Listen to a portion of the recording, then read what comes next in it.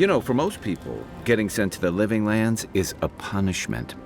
But, according to Cynric, you're the personal envoy of the Emperor of Aedyr himself. Quite a position. I should ask you for some good campfire stories later. Good to know. Though, people around here have reason enough to be twitchy as it is. Talk of the plague inland has folks stirred up. More than usual. Is that why the Emperor sent his personal mystic to the Living Lands?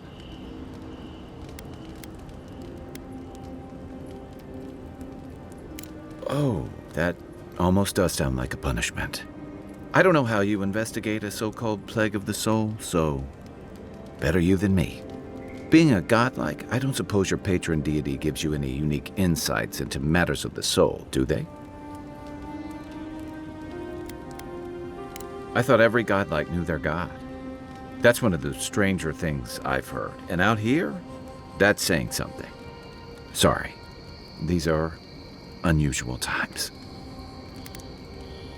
I haven't met anyone who's really seen the Dream Scourge yet, but that hasn't stopped people from worrying about the rumors. Refugees are flooding in from outlying regions. The guards are restricting access to the city. And people are making offerings to the gods for everything from hangovers to indigestion, just in case.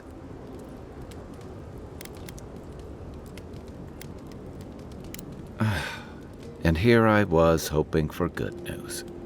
Unfortunately, the presence of so many Aedyran troops and the rumored exploits of the Steel Garrote paladins supporting them is only making a tense situation worse. I think that's why the Clavenger accompanied your ambassador.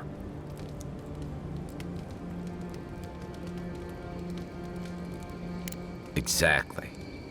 Paradis has been quiet lately, but I don't know how long that'll last. We're talking about an island that has been largely settled by nomads, exiles, and dissidents. People who tend to be suspicious of authority. But what about you? What's your stake in things? Besides your orders, of course.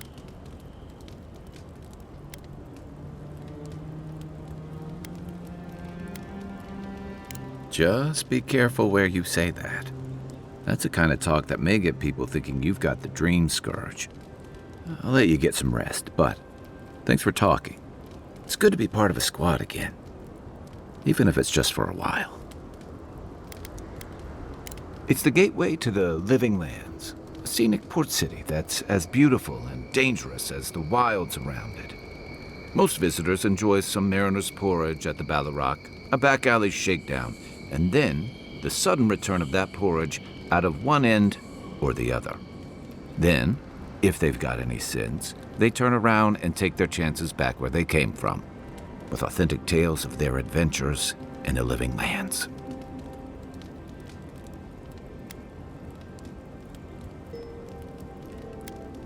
Don't get me wrong, it's a great city.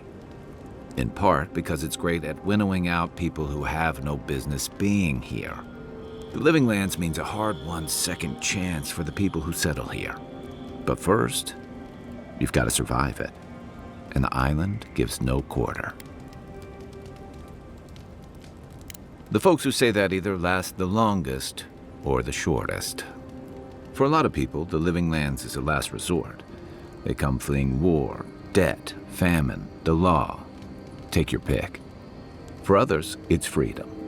To seek glory, to redefine yourself, to live in a way you can't, maybe even on pain of death wherever you come from.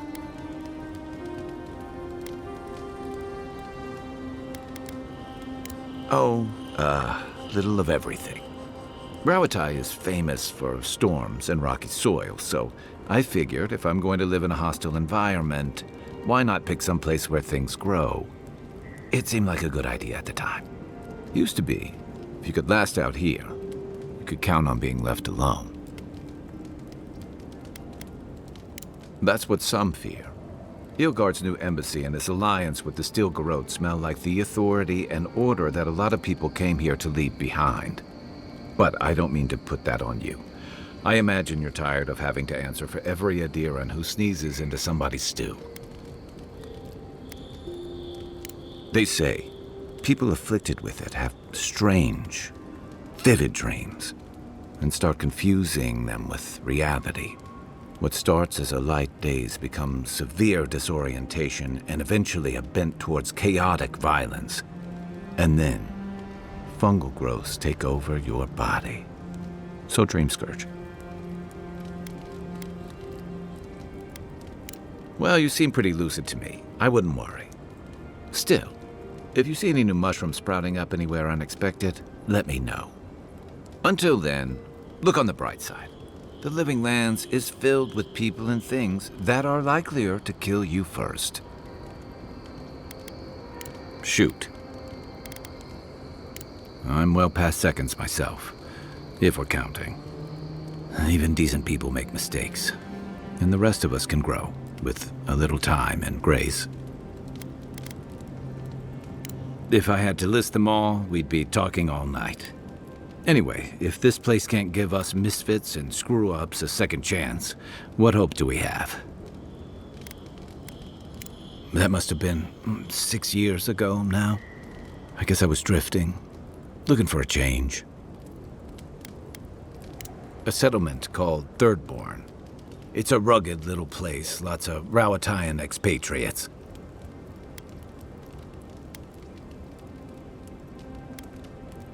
It really was.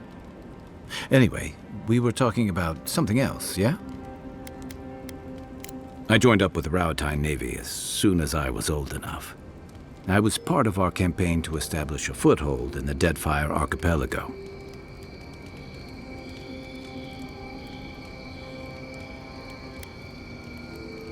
Not that long before, but yeah. Back then, we weren't even making pretenses at our purpose there.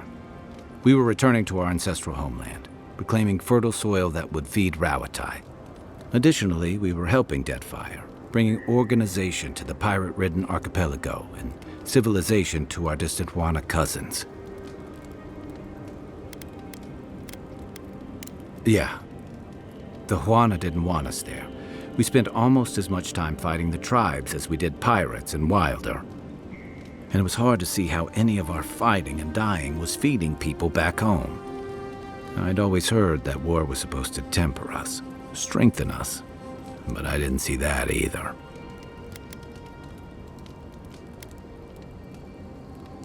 Some fell apart.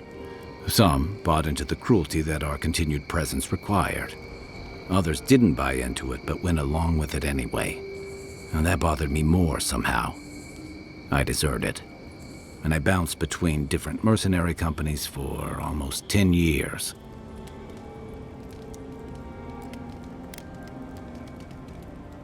Hey, not all of us catch on so quick.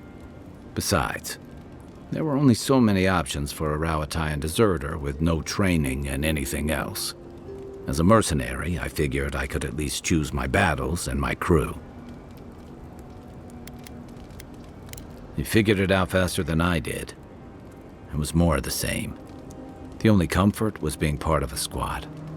By the time I came to the Living Lands, I'd seen enough, had enough.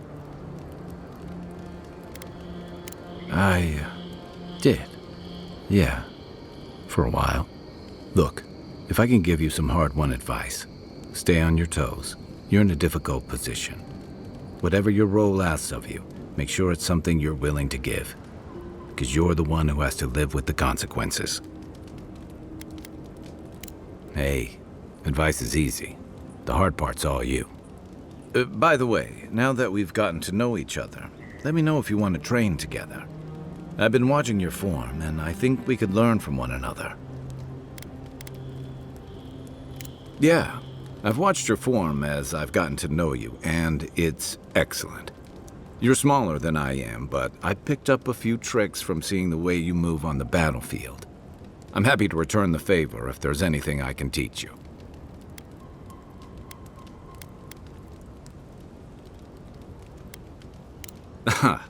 I've noticed. That's it. You got the hang of it. I look forward to seeing what you can do when we get back out there tomorrow. In the meantime, get some rest.